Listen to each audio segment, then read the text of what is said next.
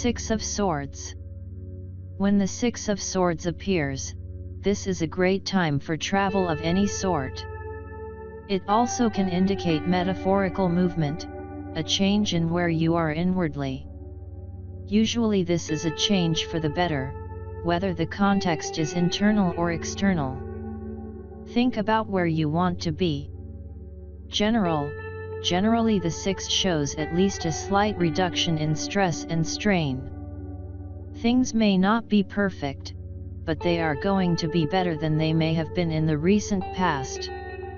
Take this time to get your head above water and decide where you're going from here. Even a short break or change of scenery will be helpful. This doesn't have to cost money. Work. You may make the decision or be in the process of leaving a job that no longer works for you. Trust that the universe is taking you to where you want to be, and that all this is happening for a reason. Don't hesitate to ask for help or to seek new information as you are getting your bearings in your new environment. The Six can also point to a literal change in the place where you do business. This is a good thing. Love. In the context of love, the Six of Swords can depict the need for a change of scenery. If you are already in a relationship, take your beloved on a trip, even if it's just down the street for a picnic or something of the sort. If you're looking for love, this card points to a need to get out of your routines and your usual haunts if you want to meet someone new. Explore. Finances. The appearance of the Six of Swords can literally mean that your financial tide is turning, for the better if you've been struggling, or for the worse, if you've been riding high for some time. If it's the former, you might treat yourself to something small, but don't get carried away. Use your influx of money wisely. If it's the latter, batten down the hatches. Now is not the time to gamble, in either situation.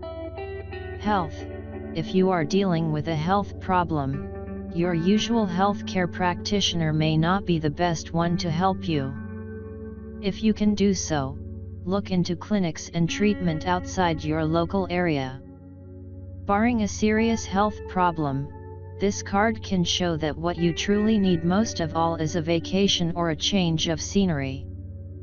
Find a way to give this to yourself, even if the only way you can do it is just by talking to people you've never talked to before.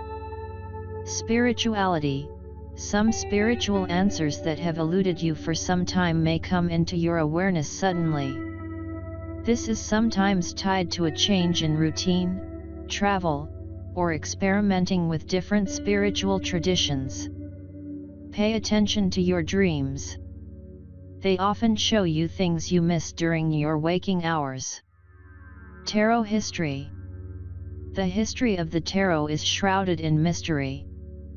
Very little in the way of concrete information is known about its origin, although many things have been written about it. We will probably never know the truth, as fact and fiction seem to be irrevocably mixed nowadays. The tarot originated in northern Italy in the early 15th century, sometime between 1420 to 1440. Despite the fact that it is often attributed to originating from China, Egypt, India, or Morocco, to name just a few, there is absolutely no evidence that this is the case. Nor, as is often quoted, is there any evidence whatsoever that the tarot was brought to Europe by the Romanis. The name tarot is often attributed to being Egyptian, Hebrew, or Latin. This is not the case. The earliest names are all Italian in origin. The cards were originally called carte de triomphe. Around 1530 the word tarocchi began to be used to differentiate them from a new game of triumphs that was in vogue at the time. The etymology of this new word is unknown. The German variant was known as tarot and the French tarot. The symbolism for the tarot is drawn from the culture of medieval and Renaissance Europe. The tarot subjects are distinctive to European Christendom. The symbolism does not come from Egypt or any of the other exotic locales often mentioned. It is often stated that modern-day playing cards evolved from the tarot. This is not the case. Modern-day playing cards came to Europe courtesy of Islam. They were an adaptation of the Islamic Mamluk cards. They appeared quite suddenly in many different European cities between 1375 and 1378.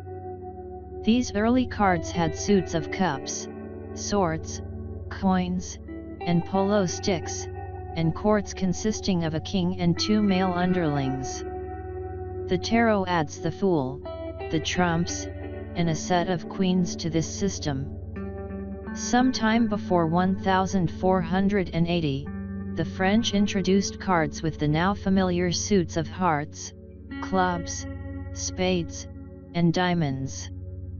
The Joker is not original to either the early form of modern-day cards, or to the tarot, but instead originated in the USA around 1857 and was used as a wild card in poker as well as the highest trump in euchre.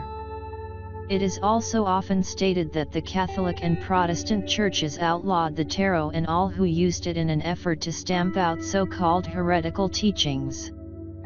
This is not the case. The Inquisition documented what the Church considered as evidence of heresy in great detail. The tarot was not even mentioned. After the Reformation, less controversial images for the Pope and Papess were substituted by card makers as the Church had objected to the original images. It is often said that the tarot was not used as a divination tool prior to 1781. The tarot was used as early as the 16th century to compose poems describing personality characteristics. There is historical evidence that in one case at least these verses were presented as relating to the person's fate. In other words, divination. Divinatory meanings were assigned to the tarot in Bologna in the early 1700s, and this is the first unambiguous evidence of tarot divination. Ordinary playing cards were connected with divination as early as 1487. It is not unreasonable to think that the tarot was also. The tarot has often been attributed with being a pillar of Western esoterica occultism. This is certainly not the case. The first occult writers to discuss the tarot were Court de Gabellin and the Comte de Melot in 1781. The tarot was not mentioned in any occult work for the first 350 years of its existence.